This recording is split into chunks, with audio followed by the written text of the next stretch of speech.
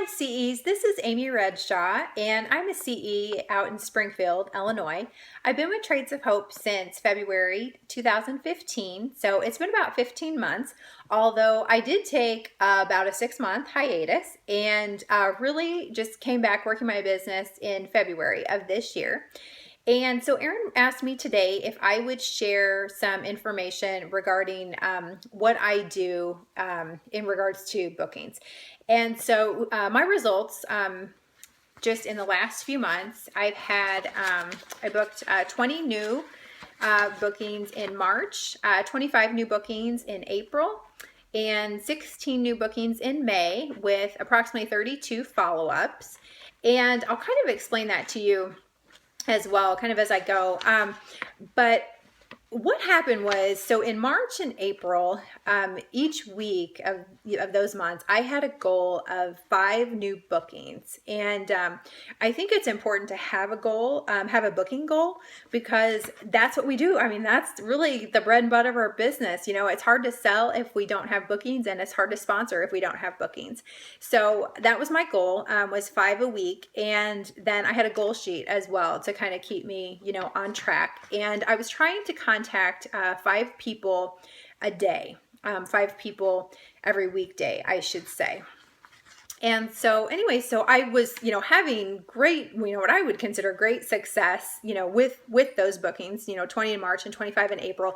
But I was really feeling kind of discombobulated and really kind of unorganized. And so I was talking about this with a friend of mine who just happens to be wildly successful in another direct selling company. And she has been with them about 25 years. And so a few weeks later, she emailed me and she said, hey, Amy, she goes, I thought about you as soon as I saw this. And she said, I think you might, you know, want to check it out. She goes, I think you could kind of tweak it a little bit to your organization. But she said, you know, I think this would really help you, you know, kind of get yourself, you know, organized and everything with bookings.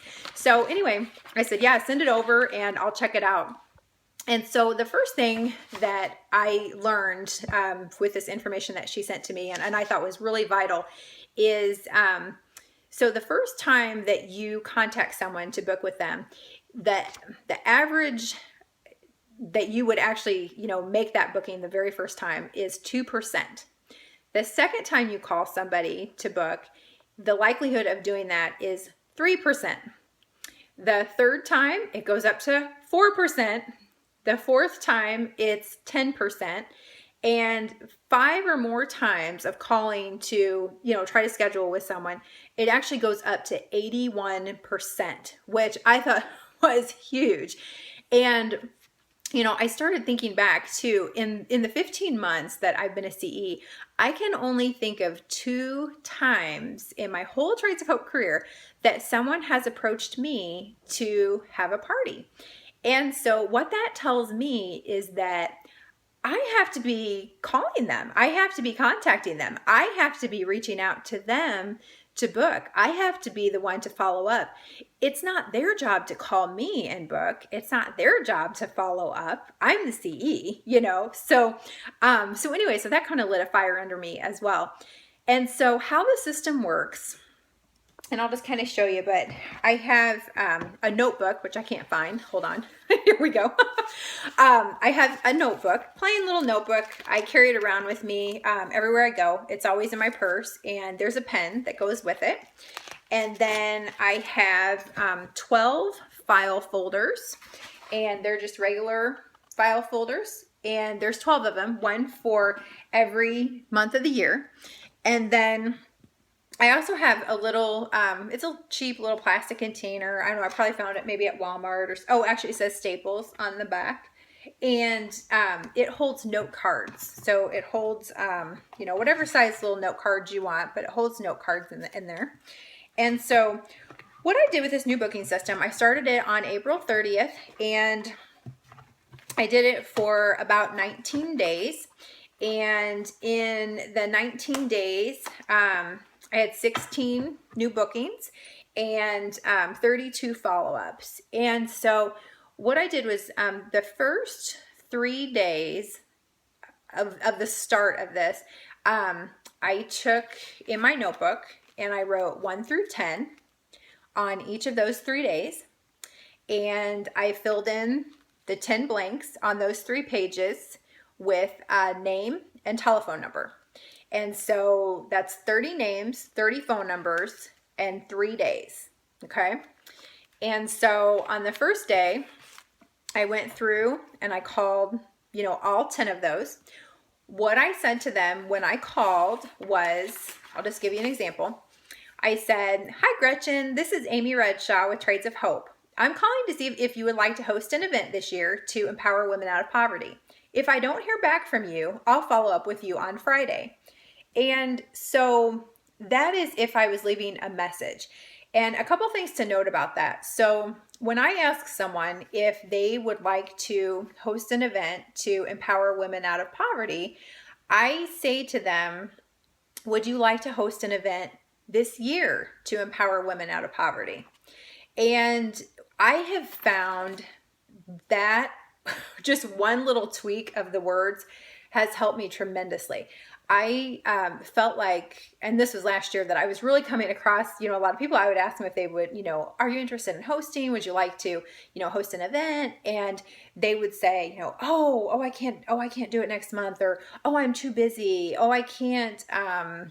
They felt like I wanted them to host like really soon, like in the next couple weeks type thing. And, and you guys know, if that's not the case, we need hostesses every month of the year, not just this month, not just this week. I mean, we need them, every month of the year. So I switched that, and I really felt like that helped to open the doors to them, saying yes more, saying, yeah, follow up with me, in the fall or whenever it might be. And so that's what I say the first time I call somebody. If I don't get them, I'll say that. Then I will hang up the phone and I will send them a text message. And in the text message, I will say, "Hi, Gretchen. It's Amy Redshaw with Trades of Hope. Just left you a message. Talk to you soon." And the reason I'm doing that is because nowadays, a lot of times, if people don't know your phone number, they don't answer. And a lot of feedback that I have been reading in articles and stuff, people don't listen to their voicemail either. And so by doing that, you're leaving a voicemail and you're sending, a text message. And so hopefully they're getting one or the other.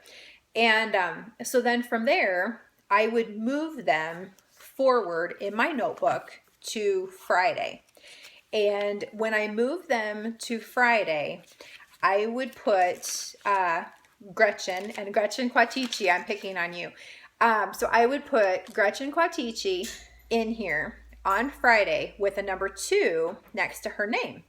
And by doing that, when Friday comes, that tells me when I see that, this is the second time that I'm going to contact her.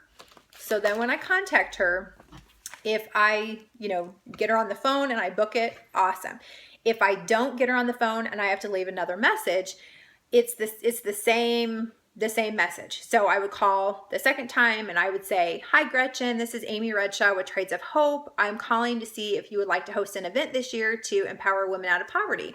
If I don't hear back from you, I'll follow up with you again on Monday." And so I'll push it 3 more days.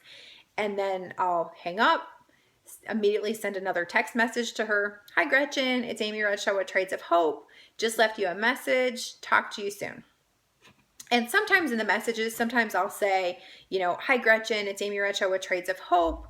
Following up with you to see if you would like to host an event this year to empower women out of poverty. Talk to you soon."